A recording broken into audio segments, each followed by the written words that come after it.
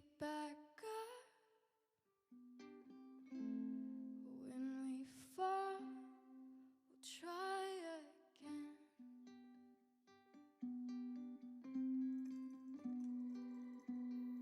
Welcome to the podcast, Jess. Thank you. It is so great to have you here. Yeah, it's great to be here. This is going to, for everybody who's listening, I had a slight faux pas and forgot to start recording. So we're going to rehash a few things here. Yeah. And one of those things is going to be, what was your start date for the PCT? So my start date was March 18th of 2020. It was supposed to be March 25th. But with everything going on, COVID related and that sort of thing, the week before on a Friday, everyone from work was like, just get on a plane, just go. You have no idea what's going to happen. Just get out of here. So I went home that weekend and I really, in the back of my mind was like, what's going to happen? There's an announcement happening on Monday for our prime minister is going to announce something. And I was like, you know what? He's going to shut the borders. He just is. I need to get out of here. I really do. And so I had a week left of work. I called my boss. I'm like, how pissed at me are you going to be if I get on a plane and go? And she's like, you know what? Just go. We'll figure it out. We got a lot of coverage.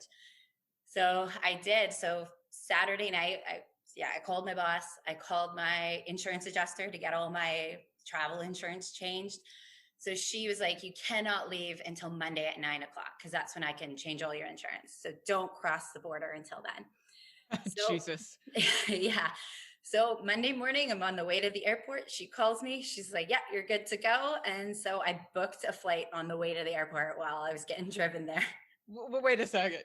Yeah. On the way to the airport? Yeah. I've always wanted to do that. I just thought it would be for something more fun, not like stressful. I have to leave the country. So I got on a plane, went down to San Diego. I had no idea where I was going to stay, what I was going to do, because I figured I was still going to start on my start date. But then the PCTA had sent out an email the next day saying, if you are finding yourself in San Diego early, you're starting late because of everything going on. This is the way that you can kind of adjust your permit so you can go through local authorities to get the proper permits for the first however many miles so you can start early. So that's what I did. I went on and I got a permit for the first 50 miles so I could start on the 18th. And on the 18th is when they actually closed the borders. And so I got there on the 16th. They closed the Canadian-American border on the 18th. And then, and then that's when the shelter in place the following day. So the 19th, we were on the trail on the 18th. And on the 19th, the shelter in place in California kind of came into play. And it was just, it was kind of crazy. But how was that for you? I mean, being out there, California is seriously under lockdown at that point. Yeah, it was weird. It was a little stressful. It was a little disheartening because we kind of all thought that we were going to have to go home. But with a little research, a little calling a couple of people, I called my mom, obviously. PCTA had sent out an announcement encouraging people to get off the trail. But when we read it thoroughly, it did say that our permits were still valid and that we just had to if there were park closures or whatever, that we needed to respect that. And we did. But I had started with 2 other people that I met in the hostel, and they had come over from the UK. And we basically looked at it as we're going to go home. If we go home, we're going to have to quarantine. We don't have a place to live. So we're going to be putting people who we live with out of work because they will have to quarantine with us. It's right now not illegal for us to be on the trail. How hard is it for us to get home also? So we're like, hey, we're just going to continue. And if we're driven off the trail because it becomes illegal to be on the trail or it becomes super unsafe, then we will make other arrangements and try to get home. But we decided to stick together from that point. So it was night 2 on the trail when the PCTA had sent out that email. So we kind of talked about it and we're like, hey, we're going to stick together. So if we had to and things started shutting down around us, we could pool resources. But we were, safety in numbers. But this is kind of a different kind of safety, I guess, rather than what you normally are looking at when you're hiking a trail. But yeah, there was a lot of like mixed feelings about it, but I think in the end, like we just had to do what was right for us. And it, it ended up being great. Well, and assuming at that point that you also probably shifted your approach. There are all the classic places to go into town, Yeah. but now everything's shelter in place and so forth. So you've got to shift your approach to carrying a lot more food. You're not secure in water sources because you're in the desert. Absolutely. So we were very cautious at which towns we went into. We used Facebook a lot to kind of see what the feeling was in all the towns. Some of them were very open that they wanted people there. Some of them were very open that they didn't want people there. Also with Facebook, you have to take it with a grain of salt because there were a lot of people who were just out there attacking, telling us to get off the trail. We don't want you here. When we found out, when we did get into those towns, it really wasn't the case. A lot of people were very opening, very happy to see that we were still on trail. But what we did do is that when we got to bigger towns that we did feel comfortable in, we started packaging up food and sending it up to the towns that we didn't think would be as welcoming, or that didn't, that we had the supplies. And that we had heard that maybe they're a smaller town and that they were further away from medical assistance. So we wanted to be very respectful, where we kind of just went in, grabbed their stuff from the post office and left. So there were quite a few days where we were like, okay, we're going to do a 9-day food carry here, when normally we would only do like a 4-day food carry, but we want to skip this town or what have you. So it was a little crazy in the beginning. So when we got to Banning, California, we actually were stuck there for 4 days because of a snowstorm in Big Bear. So we had spent the time, we went to Walmart and we had packaged up like 4 boxes. Basically, we had packaged up enough stuff to get us to Kennedy Meadows from Banning. So we'd only had to drop into towns to get our resupply boxes and then head out. So and then just keep moving. Yeah. Now, was it you or was it maybe it was Joshua? I was looking and there was somebody whose father was trailing them or leading them, I guess, with a camper. That wasn't me, but that would have been super cool. Right? Yeah. That would have been very helpful. No, we didn't have that. We did, however, meet a family who did follow us up quite a ways. And I actually got off trail in California, but in Northern California. But this family had followed our trail family all the way into Oregon. And they had just picked certain stops where they were going to come pick us up and drive us into town, so we didn't have to do hitches, or they'd bring us supplies, or they were really great. And they followed us to, I think, like 4 or 5 different stops and gave us rides. Yeah. And these were just like random people that one of our trail family just met in Tehachapi in the Walmart. And they were like, we love your story. We want our kids to learn from you. Can we help you? And they did. And they were beautiful people. And we became friends with them. And yeah. And they literally, Tehachapi is in Southern California. Yeah. So they literally just followed you and your family up the trail, or were they already sort of doing that anyway? No. So they were like so they came up to Kennedy Meadows to meet us. That was the first place that most of our trail family had met them. They came to drop off a package that one of us couldn't pick up at the post office. So this guy Socks that we were with, his package hadn't been there yet. So the guy offered to go get it for him from the post office and bring it up to Kennedy Meadows. So they did that, put the whole family in the car. There were 6 kids. 6 kids, a dog, and a cat. God. and the 2 parents. And they came up to Kennedy Meadows, brought us a couple of beers, brought Cody or Socks his package, and then offered us a ride into Lone Pine. So they picked us up at the campground to go into Lone Pine. They met us again. One of them drove up just to give us a ride into Bishop, just so we had a ride there. Like, they didn't even stay. They just drove up to drive us into Bishop. They met us in Mammoth, California, and we camped out with them for a little while at an RV park. And then they met them again somewhere in Oregon. I'm not exactly sure where, but yeah. Where were they based? In Tehachapi. Jesus. Yeah. So they just had Okay. some little family road trips that they came along with us. Right. Yeah. Well, I mean, I guess last year would have been the year for it since it was distant learning. And, as long Yeah. as you could get some sort of internet connection, you could Zoom, you could do Yeah. the Zoom learning environment. And I believe their kids are homeschooled too, just in general. So Even I don't, better. yeah. So they really had the opportunity just to follow us along and Yeah. nothing else going on, I guess, during the lockdown. So Right. So yeah, it's a learning experience. learning on the go. Yeah, in a different way about something Totally. that you would not normally see. Yeah. Yeah, they were pretty cool. We just kept saying to them, like, we are in so much karmatic debt to you guys. Like, how can we repay you?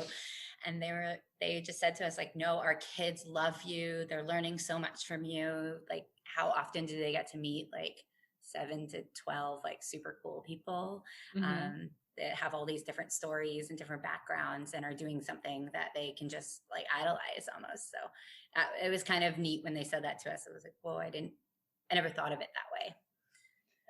Yeah. It's interesting when the spotlight is turned back around. Yeah, because I was just like, well, we're a bunch of dirty random hikers, strangers. But yeah, it was just a neat perspective. Yeah. Well, and since you mentioned not making it to see them in Oregon, let's talk about the Elliot of it all. Wow, you're a good creeper. I know, right? Yeah. So Elliot. How could you not notice this? So I started getting pain in my shoulder. I had pain in my shoulder for a while, but it just started as like muscle ache sort of pain. And I just remember this one day I asked Socks if he could massage out my shoulder because I was having troubles with my right shoulder, but I have an old injury there. So every so often he'd massage it out. He has a little bit of a background in sports medicine and stuff. So he'd massage it out. And then one day I said, oh, can you massage my shoulder? I'm like, no, my left one. He's like, what? Your left one's hurting you now. So I thought I was overcompensating for my shoulder. So I thought it was just bringing up some pain. So hiking for a couple of weeks in pain, I guess. And I was falling further and further behind my trail family. And I was probably haven't seen them in about 2 days. And I was in so much pain. I was crying. I couldn't walk very far I was physically sick. I was walking like maybe a mile and getting sick and stopping and relaxing for a couple of hours and hiking again. And I met this couple who had actually given us a ride back in Old Station. And they hiked with me for a bit because they thought something was seriously wrong. They didn't want to leave me. And as we were hiking together, we had met another couple who was doing sections of the trail. And they were on the trail for one more night. And they said, we'll drive you into Mount Shasta to meet your trail family, because that's where they were. We were like, we'll drive you into Mount Shasta to meet your trail family. You need to get off trail. One of them was a retired nurse, and she's like, your shoulder is so inflamed. But I'm on the trail. I can't see my own shoulder. My trail family's ahead of me. I'm hiking with it was a lot of pain. Like I was hiking with my shoulder strap off my shoulder. I had my chest strap strapped from underneath my armpit. And I was just like holding onto my backpack with one arm, and I was going for it. And she's like, your shoulder is so inflamed. Like you've damaged something. And I didn't feel like I had damaged anything. I just felt that there was so much pain. But that was the only explanation for me. Like I must have fallen and hurt myself and just not realized it. I had another injury right before my shoulder started hurting. So I thought maybe while my body was fighting that, I had hurt myself and just my body was still reacting to my open wounds of my other injury. Oh, it was one of those type of injuries. I was glissading on the last day in the Sierras, glissading down the mountain in shorts, and I ended up getting basically a road rash on my butt cheeks. Really, that you will not find that picture on Instagram, but and one of my butt cheeks got infected. So yes. Anyway, yeah. So bringing the story up. So I decided when I got to Mount Shasta that I had to get off trail, that this was not something that was going to get fixed by walking into the clinic. And I thought I had seriously torn a muscle or something. So I'm on the phone crying to my mom. Like, I don't know how to get home. The borders are closed. I was in so much pain. I couldn't even like fathom looking up online how to even start getting home from Mount Shasta. So my mom went online and found out it was actually very easy to take a flight home from here, just like every other day. So she booked me a Greyhound. She booked me 2 flights. Anyways, it was, headphones fell out. Anyways, yeah, she booked me a Greyhound, 2 flights, and I was able to get home. But so I got home. I have to quarantine. Mm-hmm. So I quarantined for 2 weeks in a trailer. Because if I quarantine in my mom's house, I put my mom out of work, my mom's boyfriend out of work, and my brother out of work, who makes toilet paper, and they really needed him at that time. We thank you. He's an essential worker. So I had to quarantine in a trailer in their front yard. And so the only medical attention I could get was a video chat. So I video chat with my doctor. I'm showing her my shoulder. I'm trying to move my arm, show her the range of motion. And she says, yeah, I think you tore a muscle. So unfortunately, that's not enough to get out of quarantine to go to the hospital. So you do have to wait the 2 weeks. Mm-hmm. So the day I got out of quarantine, I went into the hospital and they took an x-ray and they said, yeah, for some reason your scapula is displaced. It's like winged outward. We don't know why. This is weird. So they set me up with the orthopedic surgeon. She asked me 8 million questions, poked me, prodded me, did all sorts of stuff, and then was like, you know what? Let's just send you for blood work just to see. Like, we don't know what this can be. We'll just send you for blood work. Yeah, let's go. She's like, we're also going to send you for a COVID test just in case. Like, I'm like, okay, I get this huge mound on my shoulder, but sure. So I go for blood work. My CRP, so my C-reactive proteins are 185. They should be like 7. And my white blood cell count was 22, should be like 10. So they're like, okay, you have an infection of some sort. So we're definitely getting you a COVID test. Go for a COVID test. It comes back negative. They do a CT scan and I have this like gigantic abscess underneath my shoulder blade that when they drained it, they drained 1.2 liters of fluid from my body. Okay. So like to put it in perspective, like this is 1.5 liters right here. Yeah. Like this is a lot. So I had an extra 3 pounds of fluid inside of me. and you didn't I know.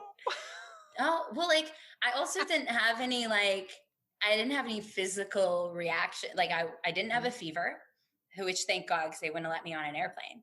Right. So I didn't have a fever. I had no signs of infection. I was walking around talking. I was just in pain and had this giant swollen shoulder. But you couldn't, because you couldn't see a mirror, like you couldn't see yourself from the side. Yeah. Per se. You couldn't see what was going on. You just knew that it was painful. Yeah. And maybe it was swollen because of a muscle, something. Exactly. So once I got to Mount Shasta, I could see my shoulder, and then my trail family was like, holy crap. Yeah, your shoulder is huge. But that was when I had already decided I was coming home. But yeah. And then once I saw that, I was like, oh, maybe I dislocated my scapula. I don't know. Like, I really had no idea, but because I had no other signs of infection, like I had no fever, I wasn't sick, and so I actually had this meeting with one of the doctors before they found out like I had a huge abscess, and he was trying to figure out what was going on. And so I guess we had just done the CT scan and he had just seen that I had an abscess. So he's asking me all these questions like, did you get bit by anything? Did you drink out of a swamp and not filter your water? Did you come into any contact with any of the weird animals? Was there a Lyme outbreak wherever you were? Like all these weird questions. And I was just like, no, like nothing. I can't. The only thing I could think of was that I had this infected ass when I ripped it open on the snow. And I was like, I like, other than that, I had nothing near my shoulder. And if I did, I feel like I would have felt it because your backpack like rubs there. So you would have known. Yeah. And yeah, no, he's just like, I've never seen anything like this. He's like, you are the like the healthiest, sickest person I have ever seen. He's like, how you're not dead already or in sepsis, like, we don't know. Like, thank God you have an amazing immune system. Yeah, I was like, okay, cool. So that was my first time ever like in a hospital. So there were a Yeah. lot of firsts last year. Yeah, yeah. I got over my fear of needles pretty quickly. They stabbed me multiple times a day. In the end, it was a basic staph infection.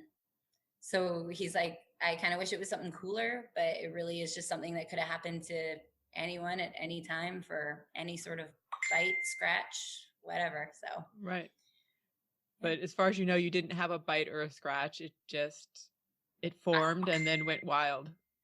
I honestly think it was from when my scrape on my butt got infected.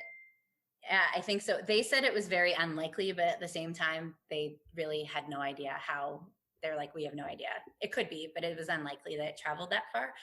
But I had been living with it for almost 7 weeks by the time they drained it out of me. So it gives it time, I think. Yeah. Yeah.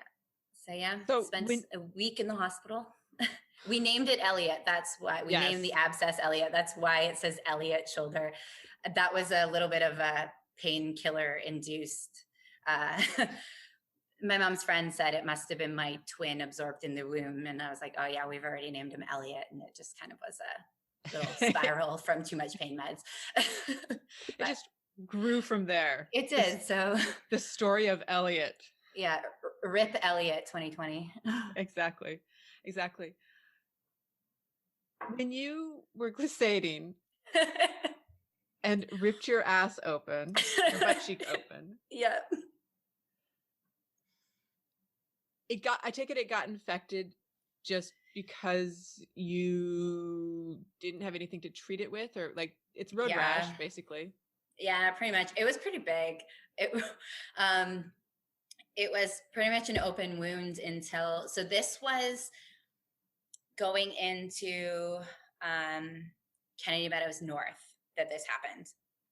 I can't remember the pass, but just before Kennedy Meadows North. Kennedy Meadows North has nothing in terms of medical supplies. Okay. It's got a tiny little general store, and that's pretty much it. So basically, until we got to South Lake Tahoe, I didn't have a whole lot. Like, I didn't have any polysporin or anything. I just had big gauze. And like, so all I could really do was try to gauze it. But I mean, it's your butt and you're like walking, it's like rubbing against your pant. Like, you can't keep a bandage on your butt. Not. And there's, like, you need a decent sized bandage. And it was both of my cheeks, both of them. And right in the crease too, where it meets my, yeah, it was so bad. It was really bad. So just for everybody listening, this is a PSA. Don't glissade in shorts. Don't glissade in shorts. I don't know why. There was like probably 10 of us that day. Everyone glissaded in shorts, and I was the only one that this happened to. So I don't know what is wrong with me and why that happens, but don't glissade in shorts. And I got to assume that this probably wasn't the first time you'd glissaded. No, definitely not. But anytime I wore shorts, though, before that, I was like, I'm not glissading because it's shorts. But then it was like, oh, last day in the Sierras, sort of. So I'm going to do it. Everyone else is doing it. Hike your own hike. Don't do it because everyone else is doing it. Right? Yeah. Those are all the things that you say to yourself after the fact. Yeah. I mean, in hindsight, I wouldn't have glissaded, and then maybe I could have finished the trail, but who knows? Whatever. It all happens for a reason, right? Maybe I needed to learn that lesson hard. Maybe. I don't know. So, I mean, your hike ended in a wild crescendo of it was injury so sad. and that kind of stuff. Yeah, it was so sad. My last day on trail, so I was about 30 miles behind my trail family, and we had this plan to go into Mount Shasta. It was the 4th of July. We were all going to go out and have a good time and just, celebrate the 4th of July. And on the 4th of July, I was about 30 miles behind them because I couldn't make it. I couldn't keep up. And so this lovely couple drove me into Mount Shasta and met my trail family, and they all went out for the 4th of July. And I knew that was my last day on trail. And I just got into bed in the hotel, and it was called my mom crying. I was like, figure out how to get me home. I'm not going, like, no offense to the US, but I'm not going to the hospital system in the US, especially in California during a pandemic. It just wouldn't have been a good time. I was like, just get me home to free healthcare. Yeah. Get me, at least if I have to be hospitalized there, then they don't have to move me. I'm not in the middle of a pandemic down here. I can be close to home.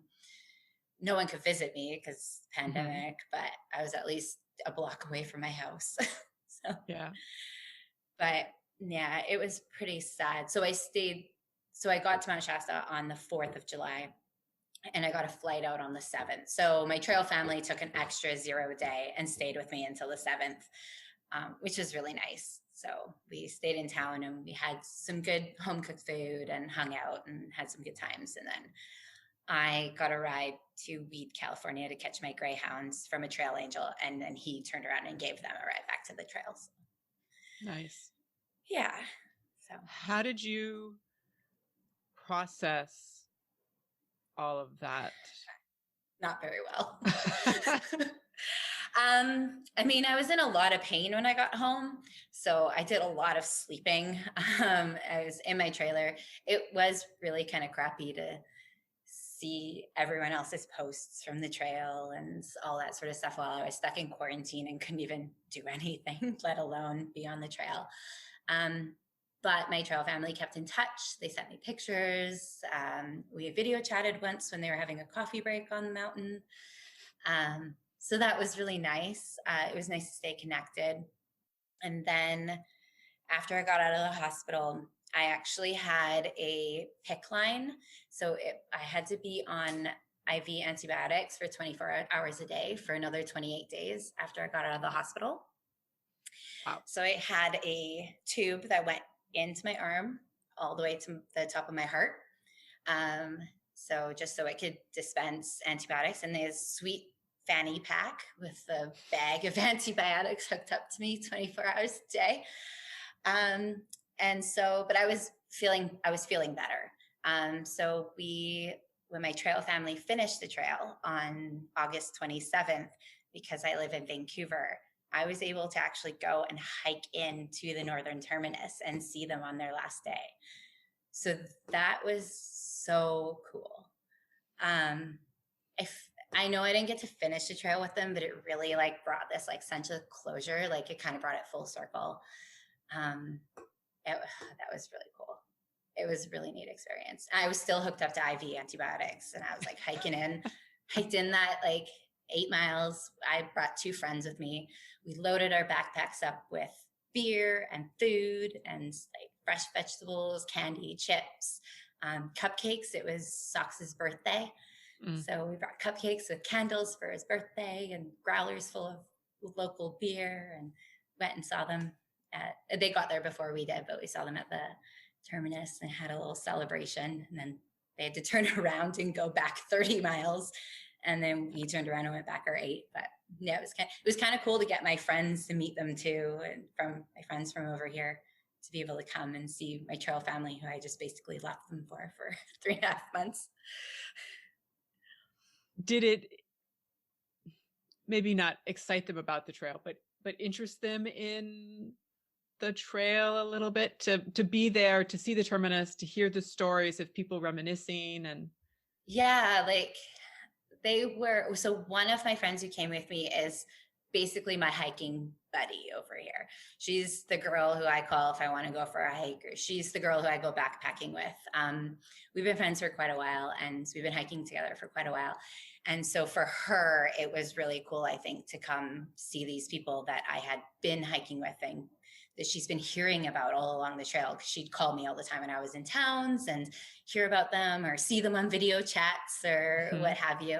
So she's like, it's so cool to like actually meet these people and put faces to them. And then my other friend who came with us doesn't hike at all, but she wanted to come because she wanted to meet these people. Because again, she's like, these are just, they've all of a sudden become your people, and you didn't know them 3.5 months ago, or well, by the time we saw them, it was 5 months ago. But and 2 of them I had been with since day 1. Oh, really? Wow. Yeah. So we met in the hostel and we started together day 1. And then one of them we met on day 5. So we had been together for a long time. And so my girlfriends, when we got back to the car, they were like, we want to do that every year. Like, go do trail magic for people at this northern terminus. So I think that we're going to probably do it. Like, go to Manning Park and maybe offer people rides back to Vancouver, or even hike into the terminus and just celebrate with people, bring them beer or what have you. But yeah, they were very excited afterwards. They thought it was a pretty cool experience, brought them a little bit of a connection to what I had just been doing. We joke because I keep saying I'm going to write a book about my experience, and they're like, we're going to be in your book. Yeah, maybe. We'll see if I ever get there. Do you see yourself being back down at the southern terminus or the northern terminus? And I mean, maybe not 2021 or 2025 or, but at some point, because it sounds like up to that point, like there's always pain associated with the trail and hiking it and whatever, but you were successfully hiking the trail. Yeah. That's the question. Everyone asks me that. So I don't, it changes daily. Yeah, basically like the day I decided that I was going to get off trail, there was only one other day before that I was like, this is it. I might get off trail. Like, other than that, there was, even on the hardest day, I was like, that sucked, but I never thought about getting off trail. The only other day before I actually decided was one of the days where my butt was infected and it was really hard to walk. But I got over it. But yeah, I don't know. When I got off trail, I said no. Like, I was still in Mount Shasta, and I was like, no. I just believe that it was like, I don't need a redo. Mm-hmm. It was perfect the way it was, and it sucks that it ended, but I didn't need a redo. And then I kind of wavered, and I got into a little bit of post-trail depression, and I was like, like, I feel like I should go back. Like, there's so many sections that I missed that I always wanted to do, like Goat Rocks and Mount Rainier. But then I was like, well, I live in BC, so I can easily just go down for a couple of weeks and do some of those sections. But now it's like, yeah, I'm going to do it. It might not be my next trail, though. I like, long distance trail has always still been in the process. Like, after I finish that, I'm like, okay, I can do it. Maybe I won't come back to the PCT, but I will do another trail. But now I'm thinking maybe, yeah, but I won't go northbound. I think if I do it again, I'll go southbound, because I love the quietness of this year. We kept saying how, especially in the desert, we couldn't imagine 50 people starting, how congested it would be for 50 people starting at the southern terminus every day. Yeah. And I don't know. I mean, it's sad that the pandemic happened, but it was really cool that there wasn't very many people on the trail. And it was even cool that there weren't very many trail angels out or anything like that. We kept joking about how it's a pre-wild sort of experience, right? I mean, there still were lots of trail angels, and there were still lots of lovely people who helped us out, even people who didn't know anything about the PCT. It was amazing how many people would still give us rides or take us in, and they didn't actually even know anything about the PCT. But yeah, I think I would do it southbound just to get that quietness, and like we did this year, because I think it might be a little overwhelming to do it during a normal year now that I've done it during a quiet year. But yeah, 50 people starting every day for days and weeks, and depending upon when you start, like a month in front of you. Like, yeah, I guess in my head, it's probably, the analogy is not perfect, but it probably is a little bit like a war zone, Well, in so much as you're doing the trail and there are people who are successful, but there are also people who are just getting spit out every different direction. yeah, it's like trying to run a marathon, right? And you're just trying to like weave past all these people just to like, get some space to yourself. I know we were saying that in the beginning when we were finding places to camp, we would try to find places where you can fit 4 or 5 people because that was our group in the beginning. And I was like, I couldn't imagine if there were 50 other people trying to camp in these, like within these 10 miles, like where would everyone go? Where would everyone poop? Like, you know what I mean? Like, I don't know. It's kind of, but seriously, we were just like, oh, there's so much open space and not all of it is where you can camp because it's rocky or there's bushes or what have you. And when we did find a nice space, we were like, oh, we can maybe fit like 2 more people over here, but like, where would everyone go? And when we did catch up to like a little random bubble, we were like, okay, we're going to keep going to find, a place to camp. But like, imagine a real year. But I mean, it works out, I guess, but. Yeah. Well, and everybody's experience, everybody's trail is different.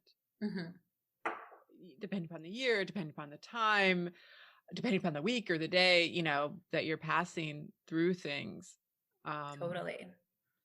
Well, we even said that it's crazy how we just did the same miles and hiked the exact same trail in the same day. But for all of us, it was totally different because someone saw a bear, someone saw a rattlesnake, but other people didn't see it. Or someone noticed this plant, but these people didn't notice it. Someone took a wrong way. We didn't even know what way they could have gone, like things like that, right? So even just from same day, same sort of elements, same trail, and we all had a totally different experience within those like 10 hours. So I can't imagine different years. Yeah. Which to me is almost a little bit of the draw of the trail because, or and honestly, any trail and doing the trail multiple times, because every time you do the trail, it's going to be a different experience. Yeah, it reminds me, like you talking about being with some of your family from like the very beginning. Yeah. How random it is, and yet it also doesn't feel random as well. Yeah. And you know what? It was so funny because my plan was not to have a trail family from day one. I was going into this like I'm open to meet people, but I'm just going to start and do my own thing. Hopefully I meet like a core group of like at least 3 people that I can maybe head into the Sierras with for river crossings because I didn't know what to expect, sort of thing. But day one, I mean, pandemic helped push us together, but and it really did because I started early. I started a week early. They started like 3 weeks early. Someone started late. So I think there was only one person in our trail family actually started on the day. Someone else in our trail family came into it in Tehachapi, and he wasn't even planning on doing the trail that year. He just, because of the pandemic, got onto the trail to do a section, met us, and was like, I'm going to keep going with you guys. He did it last year. So, and he was with them till the end. So, wow. Yeah. So, I mean, pandemic kind of helped push the 7 of us who kind of for the core trail family at the end kind of pushed us all together. So what flipped in your head from I'll meet people, but I'm doing this alone. That is my goal here, to I've got these 2 people I started with and we're the start of a trail family. I think just the way everything started, you can't really have too many expectations on the trail because like it will never be, it'll surpass your expectations, but it'll never be what you expected. Everything's it's going to be different. Your experience, the people that you meet, what the weather is going to be like, how you're going to react in the snow, like all that stuff. You just can't expect anything. You kind of just got to let it go and go with the flow. And from day one, when I realized I was starting a week earlier than I thought, and I was already starting early, I think, to start in March, but I was starting a week earlier than I thought. It was a pandemic. I had no idea if I was going to be able to finish, get kicked off, if trails were going to close. Yosemite was closed in front of us. So we were, every day it was like, is Yosemite open yet? Is Yosemite open yet? And just as we were leaving Kennedy Meadows South, they opened Yosemite for the PCT trail only. Wow. So we lucked out. We actually did not have to skip a single section because of trail closures. We were so lucky because there were trails closing behind us and there were trails closing in front of us and they were opening and closing. So we lucked out. We did not have to we didn't have to skip anything. So that was kind of nice. But I think just from the beginning with the whole, okay, get on a plane, go. Okay, I'm staying at this hostel. Oh, I'm meeting these hikers. Oh, we're starting the trail tomorrow. I was just like, I'm just letting it go with the flow. I'm leaving all expectations, everything that I had planned for this, and I'm just going to take it as it is. And if I don't hike with these people in a week, I don't see them again for a week, whatever. But we clicked and they're great. And we're still friends. We video chat. They're back in the UK. They're in lockdown. We chat all the time. We still have a group text going with our whole trail family. So yeah. So I think just you just have to let go of the expectation and just let it be the adventure that it's meant to be. I'm paraphrasing this, but it's almost like you make plans or we make plans and the trail laughs. Yeah. Yeah, man. Life laughs at you for making plans, especially this year. None of you gonna do what you wanted to. Yeah, totally. I mean, there's so much unknown on the trail. Like you never know what's gonna happen. Like whoever would have thought that I would have grown Elliot in my shoulder and have to get off the trail because of that. You know what I mean? Yeah. I thought for sure if I got off the trail for injury, it would be because I broke an ankle or something. Like I didn't think I would have an infection growing inside of me. Yeah. Well, and in addition to Elliot, to carrying Elliot with you for a while, you also seem to be traveling along with this little dude. Yeah. Who is this? That's Dofi. Dofi. He, yeah. Okay. So he hiked with me for the first 200 miles. He went home when we had to get off, when we got off trail in Banning because of the snowstorms. Why do you go home? Because he just kept jumping out of my backpack. He didn't like it. He was pretty heavy. I don't know. I thought I could hack it. I probably would have if he didn't just keep jumping out of my backpack. I even had like a lasso, like I had taken one of my straps and tied it around him and tied it to my backpack, but then he'd still shimmy out and like just be dangling.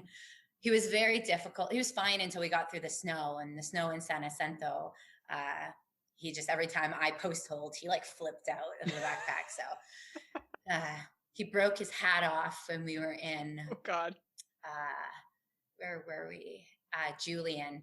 He took my backpack off and he flew out into the road and broke his hat off. So he's duct taped his hat back on. So he couldn't make it. So he got shipped home. In hindsight, I should have brought him to the northern terminus with me though, but I didn't think about it.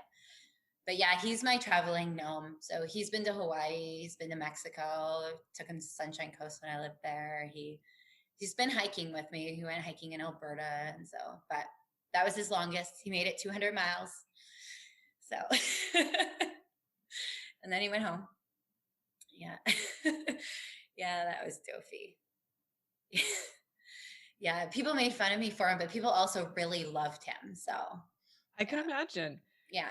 He's quite, he's a gnome. He's quite the character. Yeah, he is. And he's grumpy. Like he looks grumpy. Yeah, he is. Honestly. Yeah. He looks like he's basically looking at you, which honestly, in retrospect, would have been the perfect person to have with you if you were truly hiking this alone, because it's a little bit like Tom Hanks and Wilson. You know what I mean? Like you have that person to talk to. Definitely. Normally when I go hiking, it's my dog, but I didn't have my dog on the PCT, so it was Dofi. Yeah, I had fun with him. Took some pictures of him doing some weird things, sent them to my mom. But yeah, Nah, he couldn't hack it, so we sent him home. Yeah, that I was a love how it's sad about day. him. Yeah, it was a sad day, but we put him in his little box and shipped him off with a bunch of other gear we didn't need. So How was your gear choices versus what you actually ended up using? yeah, so I'm like a creature of habit. So once I'm using something, I don't like to trade it out for something else. So I took a lot of my gear that I'd been backpacking with for a couple of years. So I mean, I stuck with, I had a Sierra Designs tent, 2-person tent. It was a little bit on the heavier side, but I wanted the extra space. And it was like a trekking pole setup tent, so not a freestanding tent. And I loved it. It was big. It was great in the snow and the rain, everything. But I did switch it out for a tarp because I wanted to try tarp camping. And? So you know what? Because I had to go home, I didn't really get to test it out as much as I really wanted to. I liked what I got to use of it, but I did keep my tent until the end of the Sierras. And then I got the tarp in. Okay. Yeah. So I got the tarp in like Lake Tahoe. So I got a tarp with like a bug net bivvy. I really like cowboy camping. So anytime I could, I cowboy camped. And then I just had the tarp. I only actually set up the tarp maybe like 5 times. So I didn't really get to test it out, but I'm going to test it out this spring in BC. So we're going to see how that goes. But yeah, I switched out my backpack, but that was because my other backpack broke. My load lifter snapped off when we were on, we were on Mount Baden-Powell, and my load lifter snapped halfway up the mountain. So I had zip ties with me. So I zip tied my backpack together. And then I called Two Foot Adventures, which I cannot stress enough how amazing they are. Two Foot Adventures outfitters. They normally, I think, are in like a little van or camper or something, and they go up to Kennedy Meadows North, I believe. But they were not doing that this year because of COVID, but they were still doing online orders. So I just emailed them. They shipped me a new backpack 2 days later. It was great. So did you do the same backpack, or did you take a chance with something else? I took a chance with something else, but I had met someone who had just ordered a new backpack too. So I got to try it on. So I got the Sierra Wilderness Design Rough 50 or something like that. I don't or not Sierra, Superior Wilderness Design. I love it. I still have it. I'll probably get another one. I love it. Yeah, I do love it. Other than that, I think I stuck with everything that I took down. I started with a Sawyer squeeze. I would recommend it. I switched though, but only because I couldn't get a new Sawyer. I'm pretty sure mine froze in the Sierras. So I think all of ours froze in the Sierras, to be perfectly honest. So we all got new water filters in South Lake Tahoe, but they didn't have any Sawyer squeezes. So then I upgraded to the Be Free, which is fine. But I did really like the Sawyer squeeze. So. Is the Be Free a gravity filter, or is it a? No, it's the same idea, but it has it comes with like the little soft pack that you squeeze, but it's the same idea as the Sawyer squeeze. Basically, it just attaches to a soft pack. Yeah, I can't remember the brand that it is. It's like Ketadine or something like that, but I could get you the name for it. I have it still. Yeah, no worries. Ketadine are probably maybe that's what it is. Ketadine is, but I would recommend the Sawyer though. The Ketadine was okay, but I did like the Sawyer. Yeah, but out there you got to be flexible. Yeah, you do. Yeah, but none of that. I mean, we were very limited because a lot of places are closed and stuff like that. So we were very limited to what we could and couldn't get. But I mean, there's nothing wrong with it, and I still use it. I have it in my backpack, but I did really enjoy the Sawyer squeeze. I'd never go with the Sawyer Mini though.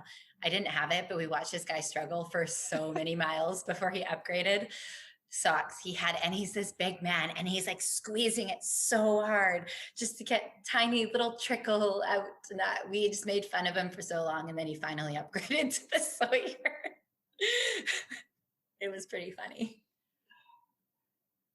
I've heard a lot of people for the Mini it can't sustain, it doesn't seem to be able to sustain the trip. Yeah. Like it either gets clogged up or it breaks or, you know, whatever, but it's not quite sufficient for the type of journey that a through hike is.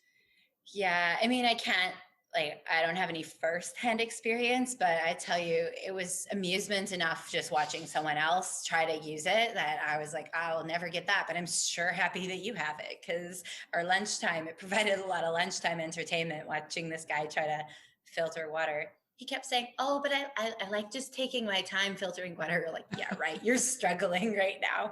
Nice try. We have an excuse for everything. Yeah, right. I mean, you got to. I had an excuse for bringing Dofi, so.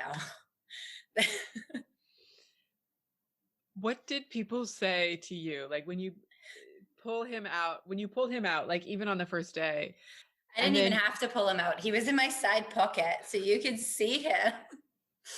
People were like, oh, I had people go, oh, you're the gnome girl. And I was like, what? I'm so surprised I didn't get like tagged with some trail name because of him right in the beginning. Because people just be, oh, you're the girl with the gnome. We heard about you. I was like, what? Like, there wasn't very many people even on the trail. Sorry, I keep ripping these things out. And there wasn't even very many people on the trail at that point. And people were like, oh, you're the gnome girl. So I was like, okay, cool. I'm the gnome girl. I almost wonder if maybe like they saw me on Instagram post something, or they have to. Yeah. So no, people they thought it was funny. I kind of told them the story behind Sophie, and they thought it was funny. And then everyone would be like, how much does he weigh? Let's see. I'm like, I didn't weigh him on purpose because I didn't want to know. He was heavy though. He's like made of like ceramic. He's ceramic, right? Yeah. I bet you he weighed at least 3 pounds. I would guess. Yeah, I bet you he was heavier than my tent for sure. So ridiculous. He was the luxury item. Yeah, he was the luxury item. Yeah. What did your trail name end up being? I had 2 trail names, but it actually ended up being Frosty.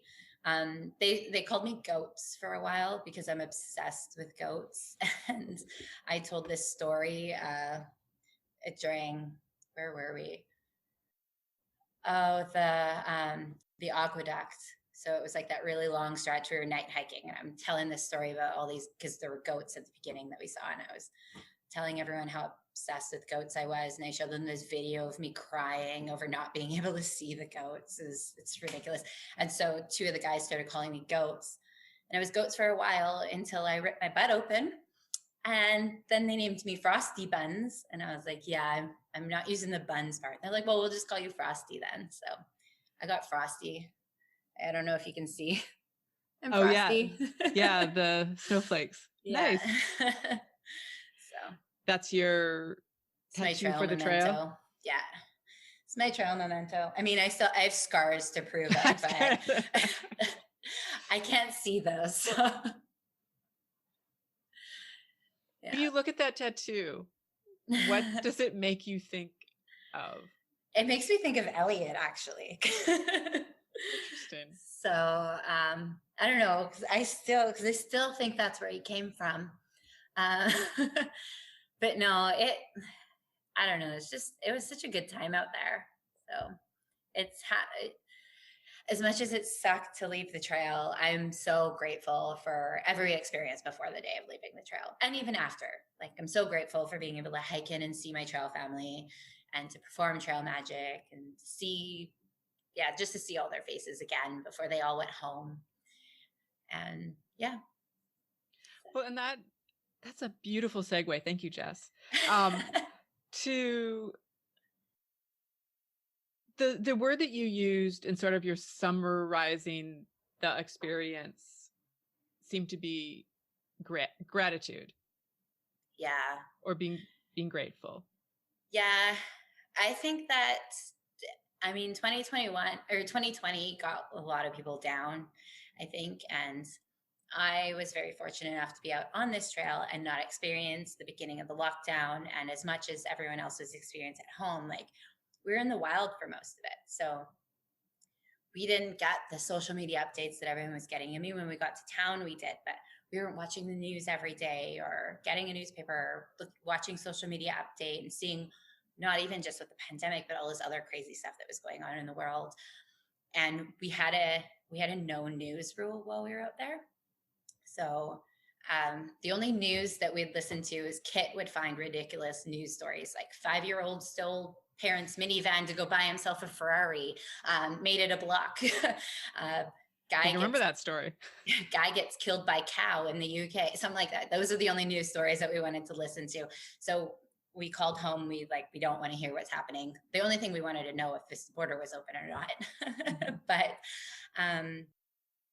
so we didn't no news in the hotel room. We didn't want to hear about it when we called home. We tried to avoid it as much as we could on social media. We stuck to the Still Hiking PCT 2020 page for any information or trail updates or situations happening on trail. And so when I talked to friends and family at home, they're just so sad all the time. And I felt bad because I was out here having this beautiful experience with this new family that I've created, and kind of not ignorant to it because I knew it was happening, but being able to be blissfully ignorant towards it for a small period of time anyways, at least for those 5 days that you're out of reception or out of a town. And then when I came home, we kind of went through the whole lockdown series again shortly, and I kind of got to see what other people are experiencing. And I just wanted to I don't want to get into this sad feelings that I know a lot of people were going through. So I'm just going to reflect and see what I am grateful for. 2020 threw Elliot at me and my butt at me, and I broke my toe before I started the trail. Yes, you did. All these weird random things. And I had to go to the hospital and face one of my biggest fears ever of getting needles every day and poked and prodded and tubes hanging out of me. And so I just really wanted to kind of put a positive spin on it. I got poked and prodded, but I'm alive. I had amazing doctors who advocated for me. There are so many times where I hear people go in pain and the doctors don't find out what's wrong with them and no one listens to them. My doctors listened to me. My doctors found out what was happening and they got on it and they fixed me right away. And and I'm grateful for my family who supported me on the trail, off the trail, who still supports me, who helped me out when I was in the hospital, who my friends who were quote unquote proud of me, even though I was doing something that was super selfish, to be perfectly honest, hiking the trail. But so I just really wanted to kind of keep reflecting on that while everything in the world is, not the greatest right now, but just there's so much still to be grateful for. And I mean, if I even want to put a more positive spin on it, if I didn't start the trail in 2020 during a pandemic, I never would have met the people that I met on trail. Because I started early. I was supposed to start a week later. Some people started early because of the pandemic. Some people started later because I never would have met that core group of people. And I'm so they're friends for life. I'm so grateful to have met these people. They made that experience on trail. The trail's beautiful. And if I go back, it's going to be just as beautiful. But it's the people. I'm sure you've heard this before. You have heard this before. I know you have, because I listened to your podcast. It's the people that you meet out there that they just make it such a rad experience. And when you find your people on trail, they're so great. They're some of the most beautiful souls I've ever met. So I just think that I'm trying to stay positive too. I still get sad about not being able to finish the trail, but I'm grateful for it. I'm grateful that it was there. I'm grateful that it will be there if I ever want to complete it. I keep joking about if I can just get across the border for March, or for July, I can just go southbound and finish that last part that I finished. And I'm but I know I'll just keep going. I was going to say, do you really think you'll stop at Shasta or 100%? At Tahoe, South Lake Tahoe? Yeah, 100% no. I'll keep going. Yeah. How do you feel, or how do you think that the people that you ended up hiking with, the tramley that you ended up hiking with, how did those people change you, do you think? I, that's a good question. So many people ask me how the trail has changed me. No one's ever asked me how the people I met on trail have changed me. That's a really good question. Because my answer is always like, the trail didn't change me. The trail brought me a new perspective, but it really didn't change me as a person. But, those beauties. I really think that we just had this really well-oiled machine on trail. And I've heard people talk about how like a trail family has like a pot of energy, and sometimes you're low in energy and sometimes other people are high in energy, and you're just pulling from the pot, right? Someone's high in energy, so they're pulling you along for the ride, but and vice versa. So you have this pool of energy, and everyone in our group was so positive, so positive.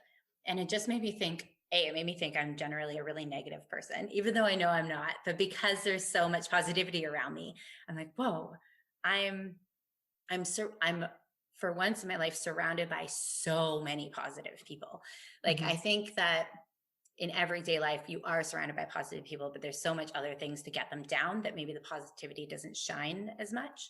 But when you're out on the trail, you don't have any worries. The only worry is like, do you have enough food to make it to town? And where's the next water source? And I mean, is there a storm coming? This is your only worries. So you have nothing that you really need to be negative about. And it just really, being around these people who are positive, so positive all the time. Like Socks used to say, PMA, baby, PMA, positive mental attitude.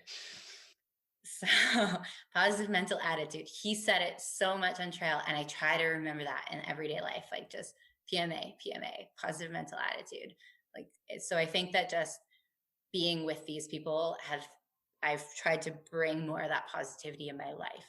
Like, I like to think that I'm a positive person, but work gets you down, family gets you down, getting a fight with a friend gets you down, relationship, whatever. So I just try to reflect on that, like, be grateful for what I have, be positive, be one of those people that I just loved being around all the time. Like, just bring that into my everyday life. Cause like we say that the trail's not real life, but like the attitude that you bring can be real life. You just got to bring it. So. Yeah, it's the trail isn't real life, but it is real life. Yeah. I mean, the person that you are on the trail can be, which most people seem to fall in love with, honestly. Yeah. It's the best version of yourself. Yes, exactly. And you can be that best version of yourself all the time. And it's funny because I meet these people on trail who are probably being the best versions of themselves. But these are the people I know. I don't know what they're like back home. And they could be exactly the same, or they could be totally different. Like Kit and Alphonse, they're back in the UK. They're in lockdown. I am picturing that they are the exact same people that they are on trail. And I mean, when we talk, they seem to be the exact same people that they were on trail. So I'm positive that they are. But just remembering to always be that best version of yourself, it like strips you to the core when you're out on the trail. Like, I mean, you can also be on your worst day. You could be the worst version of yourself as well. Like, you asked my team who I was on the day that we summited the John Muir Pass. That was my worst day. I was so crabby. I was sick of post-holing. I was so cold. I bet you my trail family was like, yeah, worst version of herself for sure that day. I got over it really fast, but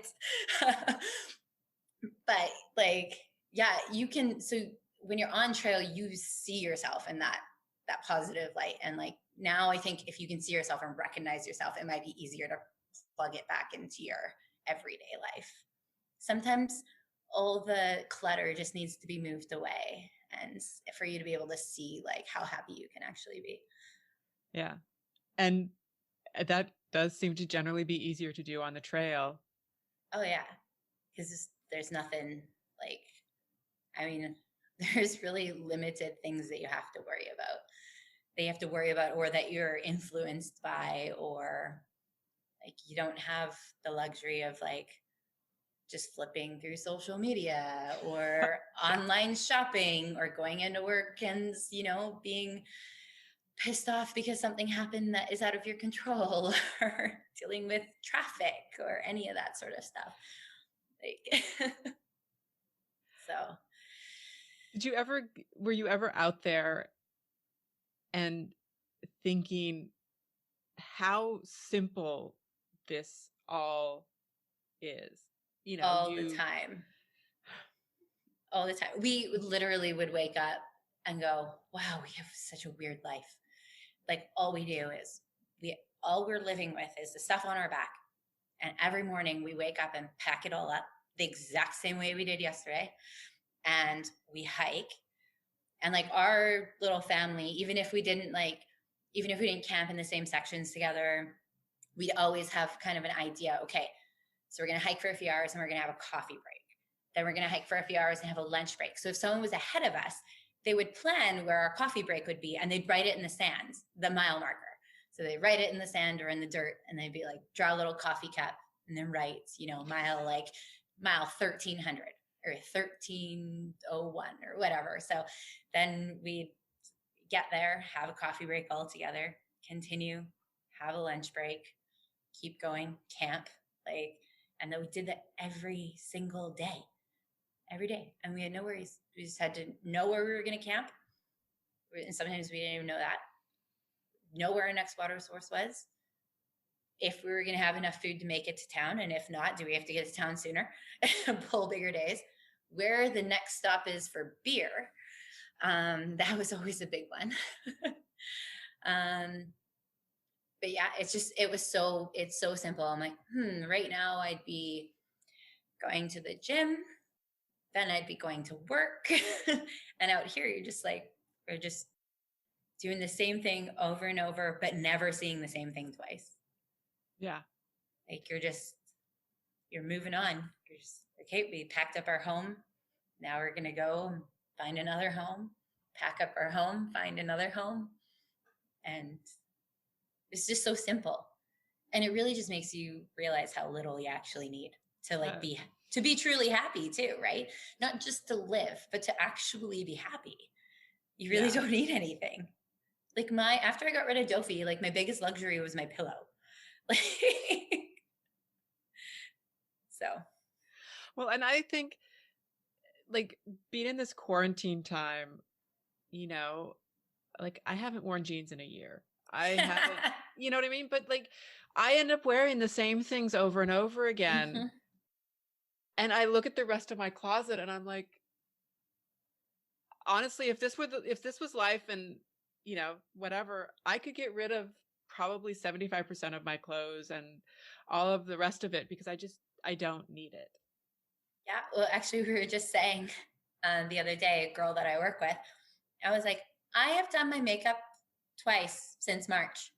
Once was when I came home because I was in the hospital for my birthday. So my parents took me out for my birthday, did my makeup. And once was for my coworker's birthday. We went out for her birthday. I was like, I feel like, I don't wear a lot of makeup to start with, but because like my job's active and I work out and hike a lot. So I don't usually wear makeup in everyday life, but I do normally go out and put like a little bit of blush on my cheeks or whatever. And she's like, well, let's just start wearing makeup to sit around the campfire at my house. So last weekend we did our hair and makeup and we're in our pajamas while like chilling around a campfire. Because we also like everything's open here, but you actually can't hang out with anyone outside of your household. So you can't go to the bars unless you live with them, stuff like that. So you can only really hang out.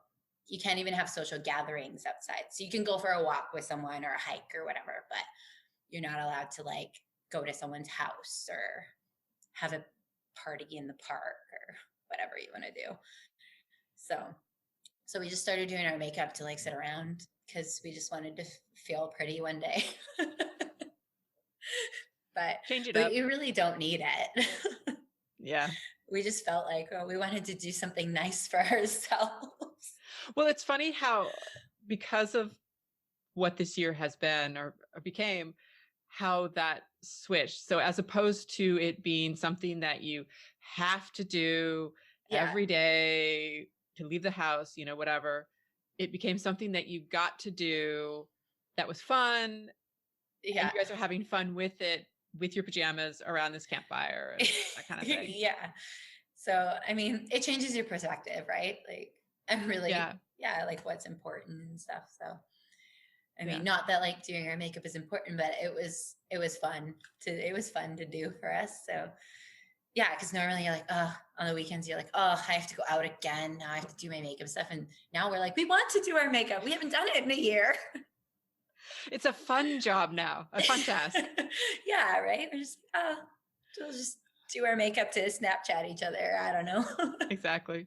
Did you ever get a picture of, in my head, when you were talking about your trail family in terms of how you guys would plan your days, and that the person in front would like do a little coffee cup and then put the mile or whatever. Yeah. It was funny. In my head, I've designated them as the cruise director, but it was always someone different though. So it wasn't always one person. It was always someone different. But yeah, we got pictures. Are you asking if we got pictures like in the sand? Yeah, definitely. So I have one picture and I can send them to you after. I think they're on my computer. So it's got like a little coffee cup with a mile marker. And then I have another picture, and it was when they were trying to figure out a new trail name for me because of my butt. And I was a little bit behind them because I was having issues walking, obviously. I had caught up to Shepherd and Socks at a lake when they were having lunch. And they were like, okay, the others went way ahead because they want to go to town early the next day. But we're going to camp in about 8 miles. Can you make it 8 miles? I was like, yeah, sure. So then they had left a little like tent sign with the mile marker for me. So I knew exactly where they were. And then they wrote Hot Cheeks on it. But we had met a Hot Cheeks already on trail earlier. They hadn't, but the other part of our group met them like way early. She wasn't on trail anymore. So you can't call me Hot Cheeks. Someone else is Hot Cheeks. And I don't want the association. And they're like, okay, so they're trying to think of something else. But I also have the Hot Cheeks one written in the sands that's posted somewhere.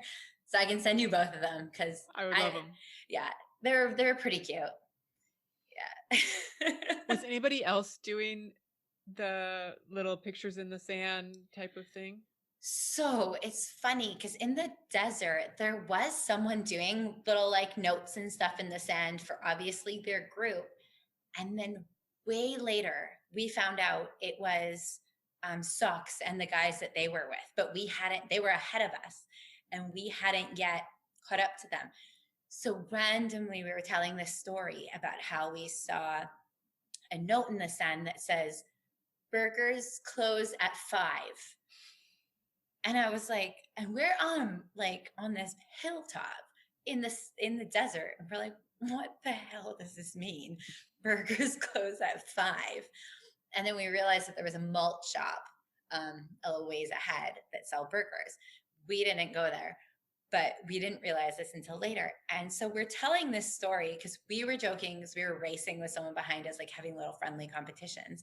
And because they were smokers. So we were going to write free cigarettes this way to send them off trail, like as a joke.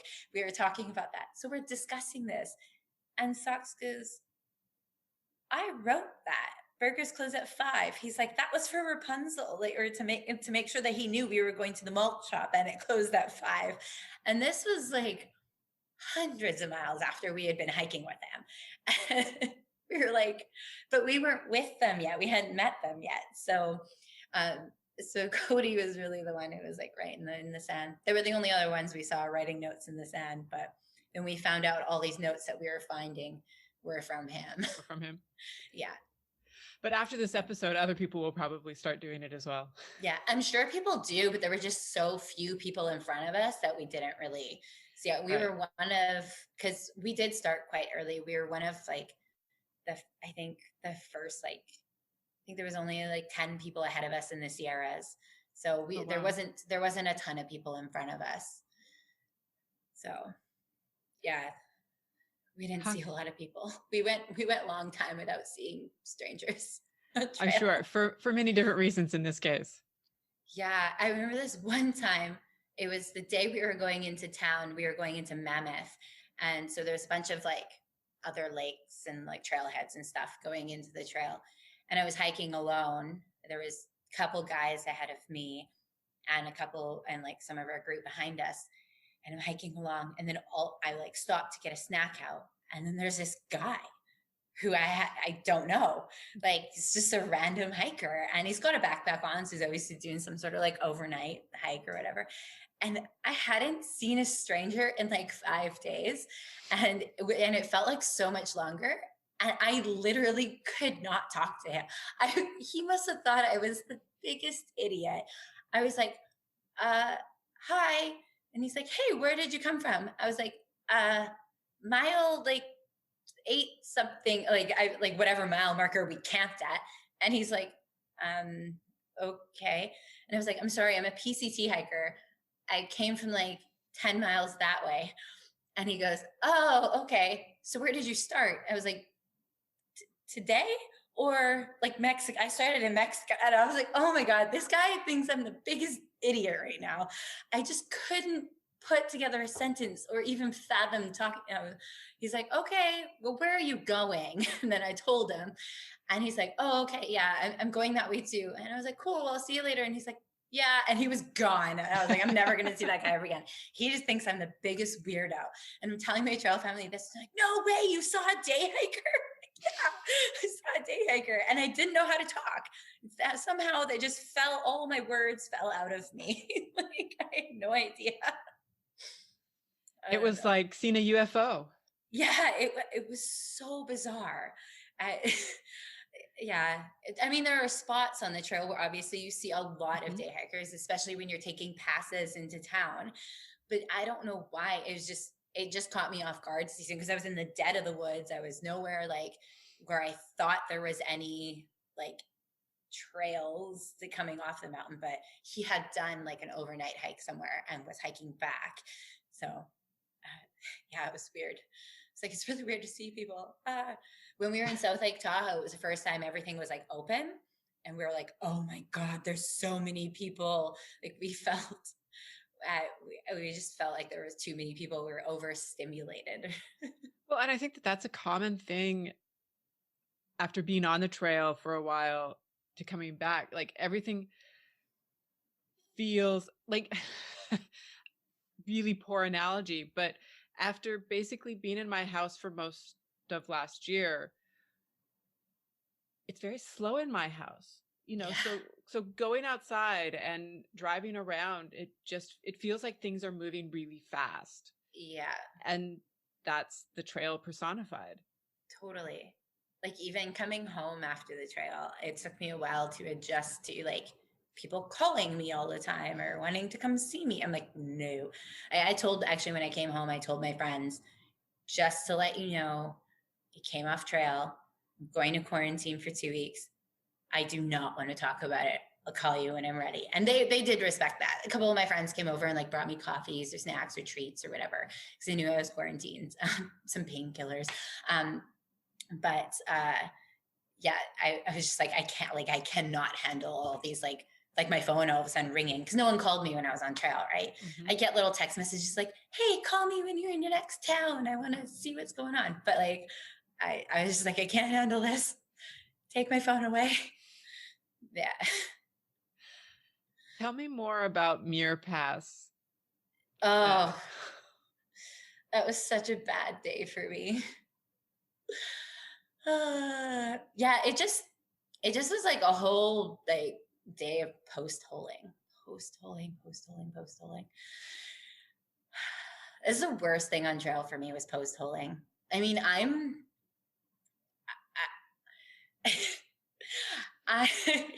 like the snow. I live in BC. I snowboard. I love the snow. I hate post-holing so much.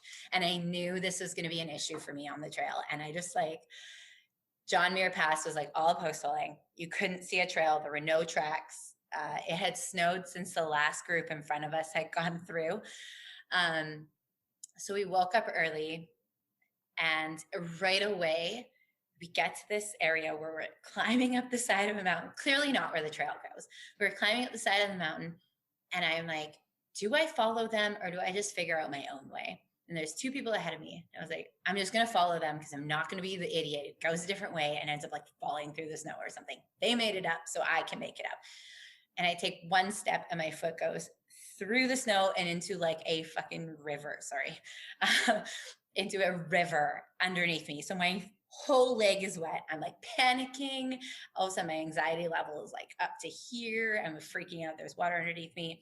So from right first like 10 minutes of the day, I'm already like, I'm going to die today. And then it was just long and slow and a lot of post holing and a lot of guessing where the rivers were running underneath you and a lot of route finding that wasn't going very well for all of it. We all took different paths. And there was only one person who seemed to know the way, like who seemed to pick the right path. Everyone who picked another path was like, this is the wrong way. This is the wrong way. Like there's a cliff here. There's a cliff here. There's water underneath me. And we were turning around and going through and it was just a big mess. You could just look and there was like small groups of people everywhere. And then I got really cold because I got soaked right in the beginning. And I don't do like, I get really cranky when I'm cold. It's not my best quality. It's not my best quality. I tend to run cold most of the time too. So I was just I get really quiet and really cranky. And I just like got to a point where the guys had stopped and they were helping Kit and myself across. So we were the only two girls with them. And they're helping us cross this water area onto this rock. And the second I got onto the rock and felt like safe and was out of snow for a second, I just like had a meltdown. I was crying. And my friend Kit, she was like, it's okay. It's okay. I had a feeling like that yesterday. It's okay. Then contain myself and then go more. I was post holing. I got the bear can hitting me in the back of the head every time I post holed. And then I got to another rock and I started crying. So it got to a point where we had lunch on this rock that's like out of the snow. And we were like trying to soak up as much sun as possible. And then a few of us decided, okay, we're just going to keep going because I just want to get out of the snow. So we go and we're like, okay, the trail follows this like creek that we can like follow along. And we're like, screw this. We just walked into the creek and just walked down the creek. So we're like, we're not even going to follow a trail. We just got into the water and just hiked through the water because we were so sick of post holing. And so, getting wet was better than post holing. It was actually warmer in the water than it was like post holing. I have no idea how, but like sometimes you'd post hole and then because your legs are warm, once you post hole, if you can't get your foot out in time, the snow around your leg starts to harden because it's like melting against your body heat. And then your shoes getting caught and you can't rip your leg out and you're using all your force to try to pull your leg out. And I just didn't have the force because I was exhausted from post holing all day. And so when someone suggested that we should just walk down the water, I was like, yes. Let's walk through the water. So we just walk through the water. And if there's a snow bridge, we just kick out the snow bridge and walk through.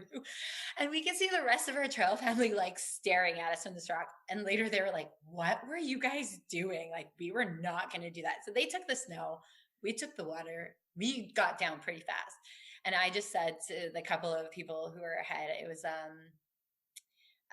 Viking and Socks, and we were hiking ahead of the other parts. I was like, I am just going to keep hiking until we're not in the snow anymore.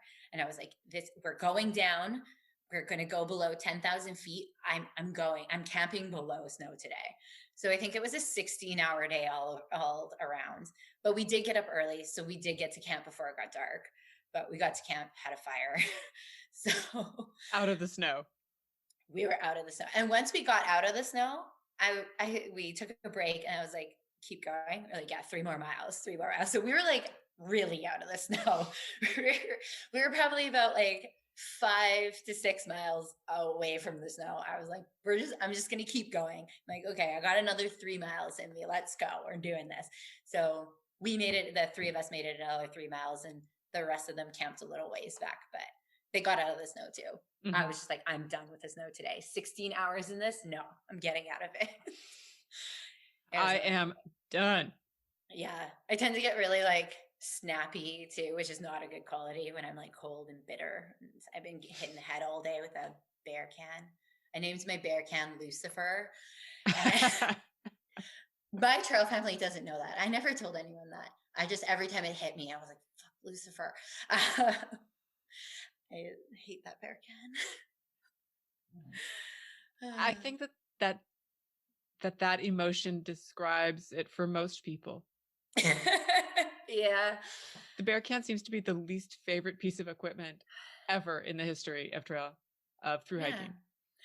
You know what's funny is I've hiked with a bear can here, like because we have grizzlies, not where I live, but like if you go exploring in BC, we have grizzlies, and I don't know, I don't really know if a grizzly is like interested in people food or if they get exposed to that a lot, but when I'm in grizzly country, I take a bear can, even though it's not required, just because I don't want a reason for a grizzly to be near me. The black bears and stuff, like I can do a bear hang and it's fine. Like they're not really going to bother us. I've grown up with black bears. They're fine, but I don't want the grizzlies around me.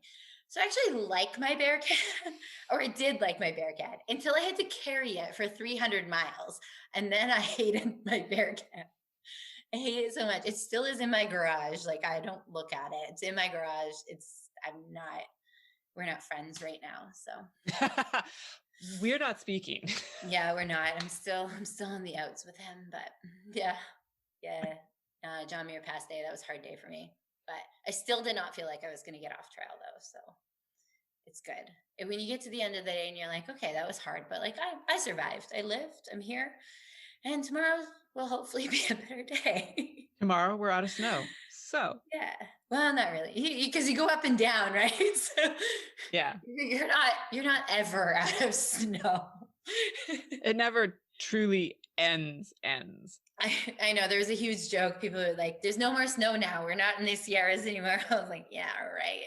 And then like we'd get text message from like someone who's like way ahead of us is like, oh guys, there's still snow in Oregon. Like they've got like little patches of snow that they have to go through. I was like, oh, well, you're going into Washington too. So yeah, if you get really unlucky. Yeah. The I was like, hey, I've been in Manning Park in August when it snowed. So you just never know. It's true. Yeah. It's true. I grew up in a small town. It's one of the stopping points, Leavenworth. And it's true. I mean, you never know when you may get snow in the season. You know, it's always a surprise. Especially in the mountains, right? There's such variable weather systems up there. So yeah, definitely. Yeah. Is there anything that we haven't talked about that we should? Oh, so many that's a things. Good question. Yeah. I don't know. I could talk for hours and hours. I was talking to people before coming on the podcast. They're like, are you nervous? I'm like, yeah. And I'm like, well, you do a good job of just talking about your trip to random strangers. So, because my friends like to tell people. So like when we go hiking, they like to tell, we'll be all talking and then they'll be like, oh, she did the Pacific Crest Trail this year. I'm like, thanks. And then people are like, oh, how was that? I'm like, no, I'm talking to this random stranger about my trip. But yeah, I don't know. I don't think there's anything. Okay. I don't know. Like I said, I could talk for days, but yeah. Likewise. Your friends are proud of you, or they're proud of you. They're proud of the experience, the thing that you did. Yeah, it's funny because they say like, oh, I'm so proud. And they said that when I was on trail, like, I'm so proud of you. But then I was like, why? This is like the easiest thing. And like, it's not the easiest thing because you have all these hard challenges and you're doing all this stuff. But at the same time, it just mentally is the easiest thing. Like this is where I feel like I should have done this years ago. Like, this is where I feel like I could do it every year and be okay with that. I mean, I can't obviously for financial reasons and stuff, but yeah, everyone's like, oh, I'm so proud of you. Cause it's something I've wanted to do for 6 years, I think. So And I just knew in my heart, like, okay, if I don't do this, if I don't do this, I'm going to regret it. So I just need to do it. And if I don't make it, I don't make it. I mean, I didn't make it, but so, Right. But at least I tried. So You got further than I did. yeah. So, okay. So I know that you said that it's probably not in the cards for 2021 because of everything, but do you have a more concrete idea of when? Between 2023 and 2025. Okay. So that's my window now, basically. Yeah. Okay. Are you going to stick with going northbound? At this point, probably. Okay. I haven't thought about doing Sobo at this point, but it's certainly not out of the cards. Mm-hmm. I would have to train very differently or more extensively, much more extensively, to do Sobo, just because it's straight off the bat. It's 30 miles just to get to the border, and then you're in the mountains, and it's not like walking in the desert. You can kind of take your time in the desert. Yeah. Building up to things. You're sort of thrust into it. Yeah. It's funny when you look at it from the other side. It's just, I mean, I never went through that section, but I know our mountains in that area. So it does seem like it would be a lot harder to start in the north for sure. Yeah. But are you doing a lot of training for PCT? You do right now? Ironmans, No. right? Oh, you're not doing anything right now? Not right now. Well, yeah, I guess you got a few years now, so you can kind of put the training on hold for a bit. Yeah. No, I have done Ironman, half Ironman in the past. And I would love to do that again. Yeah. Honestly. Right now, I'm trying to focus on health. One of the things that I've noticed about myself, and that I was noticing last year about myself, was having a difficult time building muscle, and or keeping muscle. And so right now I'm really trying to focus on that side of things and getting strong again, type of thing. And I think that will, in the long run, that will help me Nobo or Sobo. Mm-hmm. But yeah, it's a little bit more focused attention right now, or intention right now. Nice. That's awesome. I bet like having this podcast, you just have so much more like knowledge and of the trail than a lot of people do actually going into it. Like I felt like I had a pretty good handle on like the knowledge of the trail going into it. Based on the fact that the people around me didn't really know what they were getting in for. They're like, wait, how did you know we were going to need spikes for San Jacinto when there would be snow? I was like, oh, well, I don't know. I looked it up 6 years ago. Like, what I did do is like, when I first learned about the trail is I learned all about the trail. And then I was like, okay, I'm not learning anymore. And the rest will just be exciting. So, the knowledge that I had was like quite a few years old, because right before I went on the trail, I didn't do any other research. But there's so many people who are just like, I'm just going to go hike the PCT. I mean, hey, all the power to you. If you can do that, go for it. But learn on the fly, I guess. But you must have like so much. You probably also, it's probably hard too for you because you got all these people like, oh, I use this gear and I use this gear, but you got all this gear now. And you're like, I still have no idea. It's just like doing research on the internet. Like everyone's got so many different opinions. And you're like, okay, well, now I got all these other opinions. Yeah. I have this maybe too much. You have the stuff? I have this stuff, but I haven't used it yet. Okay. So, but yeah, it is a little challenging. It is a little hard because on one level, you want to go into it fresh because you want the experience to be fresh and new and that kind of thing. But on the flip side of that, I almost feel like, and I know I can't, but it almost feels like, because I've had enough of these conversations, because I've researched enough and all of that, that I could almost walk the trail in my mind. You know what I mean? Yeah. That's funny. Yeah, but I mean, the people that you meet are going to make the experience. So it's never going to be what you've built up in your head or what all these other stories have built. Like, cause I mean, I did let's watch all these documentaries, like As It Happens and all the little YouTube channels. And I watched, like Elena's, YouTube videos and stuff like that. And like, it's nothing like what these videos, they can't represent like how you're going to feel on the trail, right? They can show you the beauty around you, but like until you're actually like standing in the middle of a super bloom in the desert, you can see the pictures of this super bloom, but you're never going to know how you're going to feel standing in the middle of hundreds and thousands of beautiful poppies that are growing all around you. Like, it's such a surreal experience. Like, yeah. The videos, they can show you what you're going to see, but they can't actually show you how you're going to feel. I love that. Yeah. Where can people find you to follow the continuing adventures? Probably Instagram, I guess. I have Facebook, but I won't add you if I don't know you. So, Instagram, it's J Raechelle. So JRAECHELLE.explores. Perfect. Yeah, that's me. When I say the Pacific Crest Trail, when I ask you about the trail, like what is that moment, that vision that sort of pops into your head? Oh. Oh my God. I have to say, being at the top of Mount Whitney, it's funny because I didn't really realize how much that day was going to like come with me at the end. So when our trail family was deciding, like, we all basically said, okay, we're going to attempt Mount Whitney, and whether or not we get to the top is a totally different thing.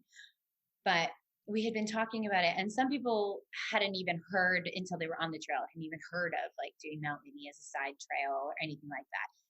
But for me, Mount Whitney was why I wanted to do the PCT. So I was like, if I can make it, I am going. Like, I was very much, because everyone's like, oh, like I won't be bothered if I can't get to the top. Like, it's not like, and I was like, no, like if I do not get to the top of Mount Whitney, like I might as well just not finish the trail. Like, that was I know that's not a very good way to look at it, but I was just like, no, if I can make it to the top of Mount Whitney, I am making it to the top of Mount Whitney. I mean, I'm not going to be stupid about it. And if it's super dangerous, I'm not going to go. If I'm by myself, I'm not going to go. But I was like, Mount Whitney is like, that's my jam. That's why I'm here right now. If I make it, and I probably never should have said this, if I make it to the top of Mount Whitney and don't make it home, I will be okay with that. So maybe that's where my demise came from. Like, I don't make it to the monument, but I do make it to the top of Mount Whitney. I mean, so I did make it to the top of Mount Whitney, and it was a beautiful day. It was so clear. It was a little sketchy. Some people did turn around, but we plowed through it. There had just been like a recent snowstorm, and there had only been a couple of people up since we had gone up, but we left really early in the morning. We left at 1:30 a.m. from the ranger station or wherever you can camp, Crabtree Meadows, I think. And we made it to the top for just before 9 a.m. And someone that we had met in one of the towns, the family that we had met, works for something in the government and got fighter jets to fly over top of us at 9 a.m. And we sat at the top and drank our coffee and watched the fighter jets. And it was the best day. I was so happy. I literally called my friend and was like, this is the best day of my life. And I think it was so far. Best day of my life. Top of Mount Whitney. It was just such a good feeling. It was so hard. But like, there was not a single, like we hear about this all the time, type 2 fun. It was not type 2 fun. It was hard, but it was fun the whole way. Every hard step, it was so much fun. Like, there are days on the trail where 100% it was type 2 fun. You're kind of miserable in the moment, but later you laugh about it and whatever. I can even laugh about my John Muir Pass day. But Mount Whitney, the whole thing was fun. There was no type 2 fun happening. It was fun with every sketchy moment, with every like frustrating footstep or slip or stomping in a footpath for the people behind you. Yeah, it was so cool. And then we did 6 miles on the trail after summiting Mount Whitney. So it was a long day. We went back and had a break, but then we did 6 more miles. That was a good day. I enjoyed it. It was a lot of fun. I felt like super strong and super proud of myself, and it was beautiful. We couldn't have asked for better weather. It was clear. You could see for miles. So it's pretty cool.